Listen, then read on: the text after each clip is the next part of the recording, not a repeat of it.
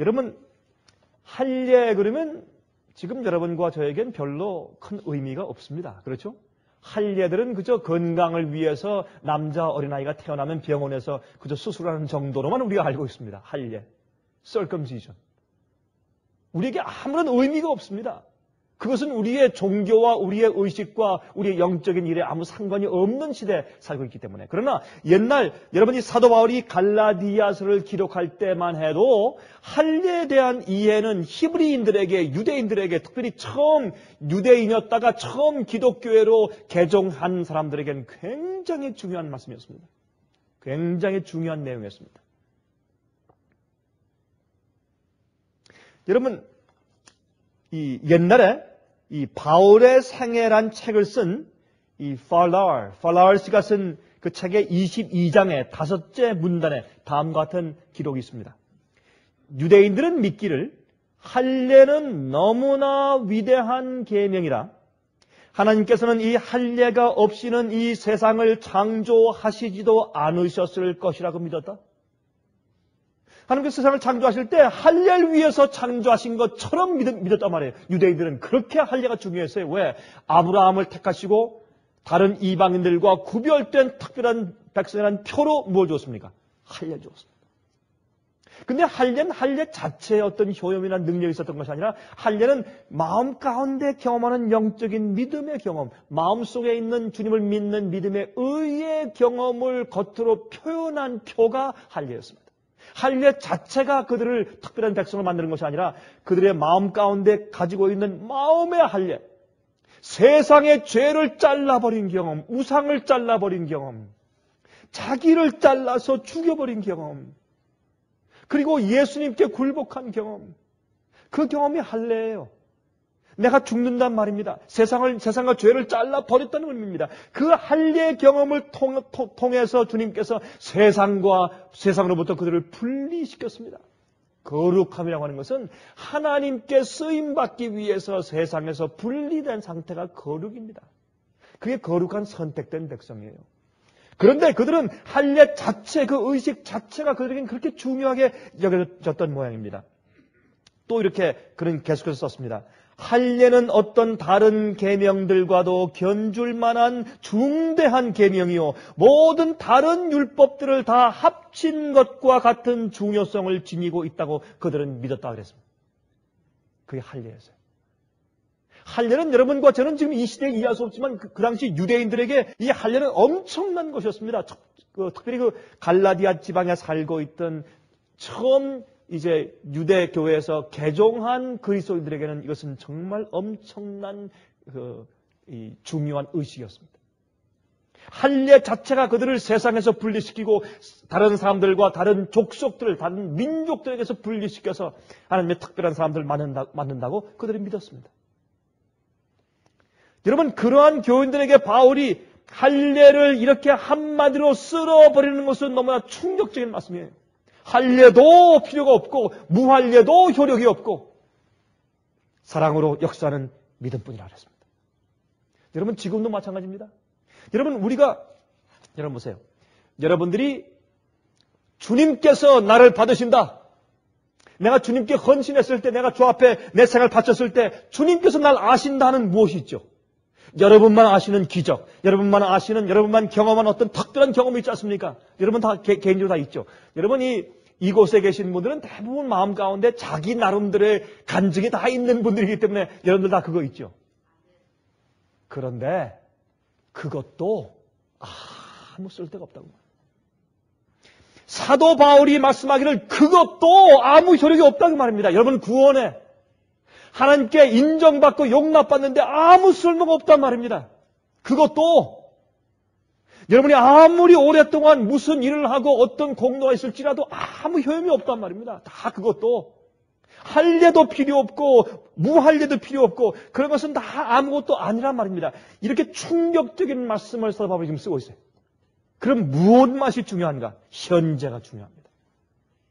내가 과거에 어떻게 했는가? 주님께서 내게 어떠한 기적을 베푸셨는가? 여러분, 사울 왕도 그렇습니다. 사울 왕은 선지자 속에 들어가서 성령을 받아서 예언하는 그런 놀라운 자였습니다. 초대 이스라엘의 왕이었습니다. 그러나 그것도 그에게 소용이 없었습니다. 무엇이 중요했습니까? 그의 매일매일의 사랑으로 역사하는 믿음뿐이었습니다. 여러분 그렇지 않습니까? 우리도 꼭 마찬가지입니다. 여러분 할례는 의를 이루지 못합니다. 다시 말해서 하나님께서 나를 택했다고 하는 어떤 표는 내 속에 의를 이루지 못합니다. 여러분 주님께서 내게 그런 경험을 주신 것은 어떤 특별한 경험을 주신 것은 또 과거에 어떤 기적을 주신 것은 나를 어떤 길로 인도하신 역력한 주님의 어떤 역사 그런 것들은 무엇입니까? 주님께서 나를 사랑하시고 나를 구원하신다는 주님의 은혜에 불과합니다. 그러나 오늘 내 속에 사랑으로 역사하는 믿음이 없으면 그것도 아무런 효력이 없습니다. 아무것도 아닙니다. 우리가 주님을 위해서 많은 일을 성취하고 공로가 있을지라도 그것도 아니라고 말입니다. 그것을 지금 사도 바울이 강조하는 것입니다. 할례는 의를 이루지 못합니다. 여러분이 할례는 그 당시 유대인들에게 할례지만은 여러분 바울이 지금 이 말씀에 단어를 바꾸어서 여러분과 저에게 지금 말씀한다면 어떤 단어를 쓰시겠습니까? 여러분 생애 가운데 어떤 단어를 적용시킬 것입니까? 여러분 저는 압니다. 저는 제 생애 가운데 당신 그것도 소용이 없고 자네 이것도 소용이 없고 저한테 무슨 얘기를 하실지 저는 압니다. 바울이 이 말씀을 여러분들에게 적용시킨다면 무슨 말을 할까요? 저에게? 예? 여러분 로마서 4장 10절부터 12절에 바울이 설명하기를 그런즉 이를 어떻게 여기셨느냐 할례시냐 무할례시냐 할례시가 아니라 무할례시니라. 저가 할례의 표를 받은 것은 무할례시의 믿음으로 의를 인친 것이니 이는 무할례자로서 믿는 모든 자의 조상이 되어 저희로 의로 여기심을 얻게 하려 하심이라. 또한 할례자의 조상이 되었나니 곧 할례 받을 자에게 뿐 아니라 우리 조상 아브라함의 무할례시에 가졌던 믿음의 자취를 쫓는 자들에게 또니라. 우리는 아브라함의 믿음을 쫓는 사람들 아닙니까? 우리는. 아브라함이 할례를 받은 것은 그가 할례 받기 전에 무할례시에 그의 마음 가운데 가지고 있던 의의 경험, 갈대아 우리에서 떠난 경험, 갈 바를 알지 못하고 나간 경험, 하란에서 다시 가나안 땅으로 간 경험, 거기서부터 그가 계속해서 주님을 따라갔던 그런 모든 경험에 그의 마음 가운데 주님을 의지하고 신뢰하고 따라갔던 그의 믿음을 주님께서 의로 여기셔서 그렇게 주님만 따르고 신뢰하고 세상과 모든 우상을 버리고 하나님만 따라오는 그를 주님께서 어떻게 구별하시기 위해서 할례의 경험을 주신 것이죠. 다시 말해서 마음속에 있는 의의 경험과 할례의 경험을 겉으로 인치신 경험이 할례입니다. 그래서 할례는 그저 겉으로 나타난 하나의 표에 불과하지 할례 자체가 우리를 구원하는 것은 아니라고 그는 설명하는 것입니다.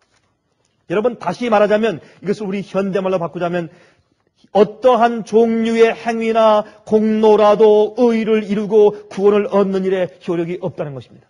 또 반면에 여러분 다니면서 보면 말이죠. 사람들이 무할례를 또 자랑을 많이 해요. 행위가 없음을 자랑합니다. 어떤 사람은 행위 때문에 구원 얻는다고 강조해요.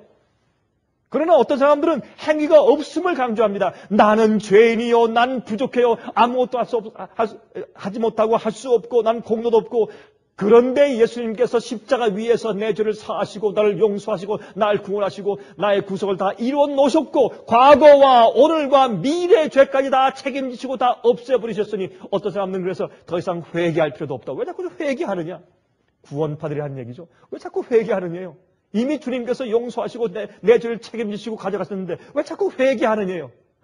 그런 사람들도 다 있습니다. 이렇게 해서 어떤 사람들은 이 할례를 강조하고 행위를 강조하고 공로와 자기 과거에 주님께서 자기를 인도하신 경험과 어떤 특별한 기적들을 강조하고 그것 때문에 자기가 특별한 사람이 된 것처럼 생각하는 사람들이 있지만은 여기 성경 말씀하기를 그것도 효용이 없지만 또 반대로 어떤 사람은 무할례를 자랑해요.